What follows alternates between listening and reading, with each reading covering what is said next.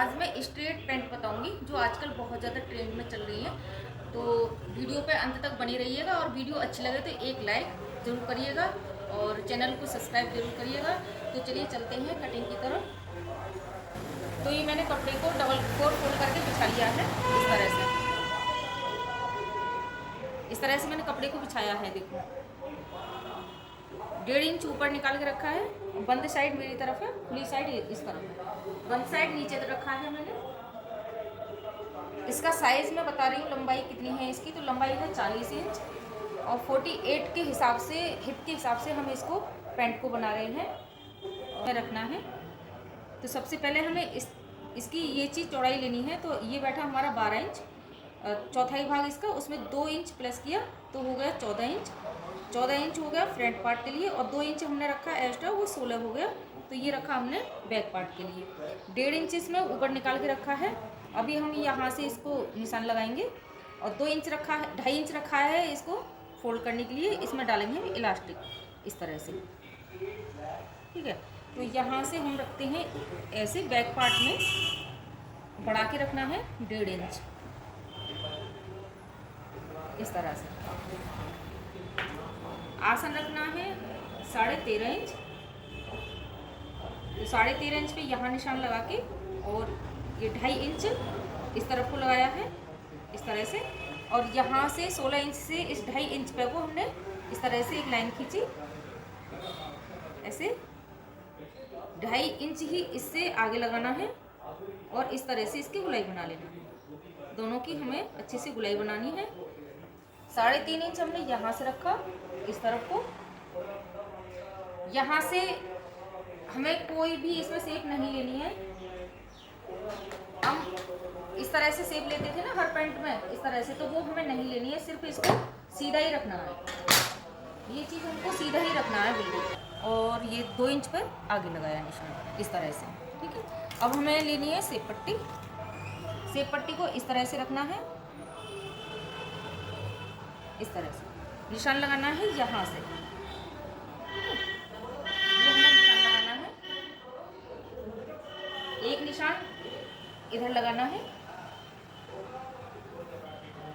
तो शेप पट्टी को सिर्फ हम यही यूज करेंगे, इधर कोई भी निशान हमें नहीं लगाना है क्योंकि आधा इंच हमने यहाँ से छोड़ दिया है। ट्रेंड में चल रही है और एकदम इसकी शेप भी बहुत अच्छी आती है, फिटिंग भी बहुत ही अच्छी आती है। एक पैंट में अभी आपको सिली हुई दिखाऊंगी जो मैंने आज बनाई है।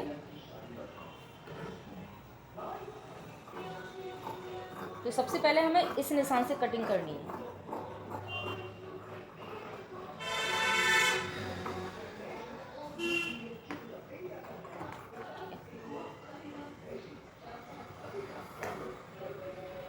इस निशान से कटिंग करनी है।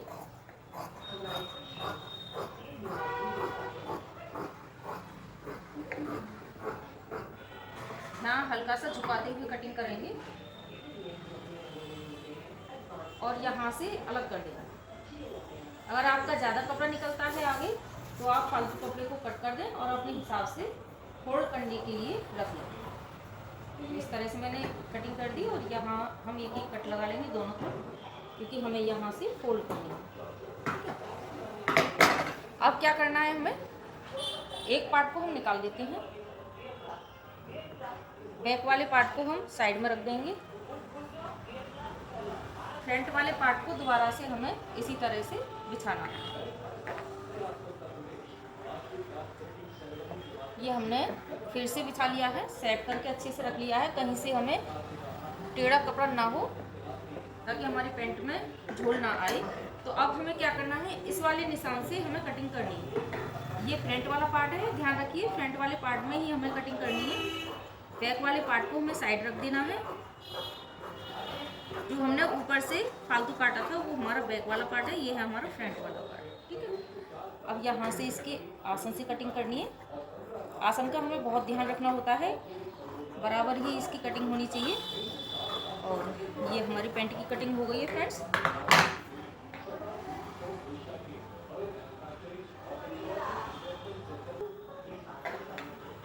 तो ये पैंट की कटिंग हमारी हो गई है फ्रेंड्स। तो बहुत ही इजीली तरीका से मैंने आपको पैंट की कटिंग बताई है। तो वीडियो अच्छी लगे तो एक लाइक ज़रूर करना, सब्सक्राइब जरूर कर लेना। ये हमारा साइड से जो कपड़ा बचा था इसमें से हम पॉकेट लगाएंगे।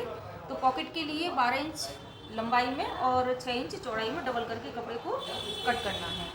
तो इस तरह से देखो पॉकेट के लिए कपड़ा हम कट करेंगे। इसमें से यहाँ से देखो 6 इंच की चौड़ाई मैंने रखी है, कपड़े की लंबाई रखते हैं 12 इंच, 6 इंच इधर से रखेंगे और ये हमारी पॉकेट के लिए कपड़ा तैयार हो गया है।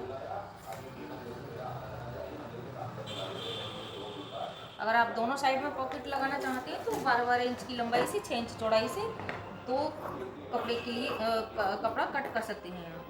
तो मैं एक साइड में ही पॉकेट लगाऊंगी, तो इसलिए मैंने एक ही पॉकेट के लिए कपड़ा काटा है।